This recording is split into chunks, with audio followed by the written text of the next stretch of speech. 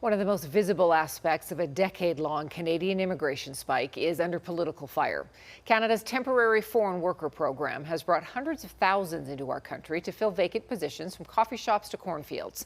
But now there's a push to abolish or rework the system.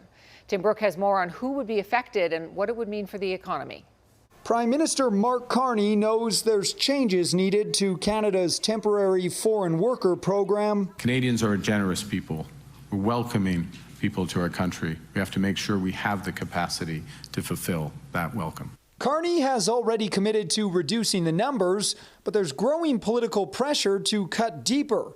The program is being blamed for shutting young people out of jobs and driving down wages. Absolutely. The temporary foreign worker program needs to be repealed and replaced. We really have to get back to making sure that the kids who are getting out, needing those first jobs, that they get those first. Alberta's premier worries companies are quick to turn to out-of-country employees. We're asking the employers that they've got to take another stab at this. They've got to work with us on addressing the incredible and heartbreaking youth unemployment crisis that we have. As of July, there were 196,000 non-permanent residents with a work permit in Alberta, and the youth unemployment rate sits at 17%. But some argue the two numbers don't necessarily go hand in hand. It's a cynical political take, right? This author's upcoming book on temporary foreign workers says the majority of employers only use the program because many locals don't want jobs in sectors like food service, construction, or agriculture. The idea that an employer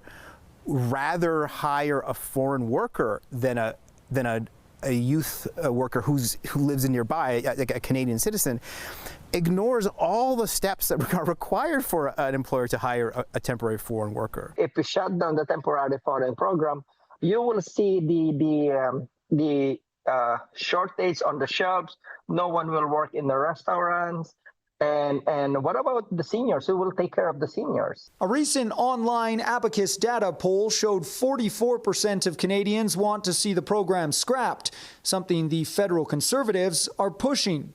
Carney has only pledged a return of national immigration rates to sustainable levels. And that includes bringing the total number of temporary workers and international students to less than 5% of Canada's population by the end of 2027.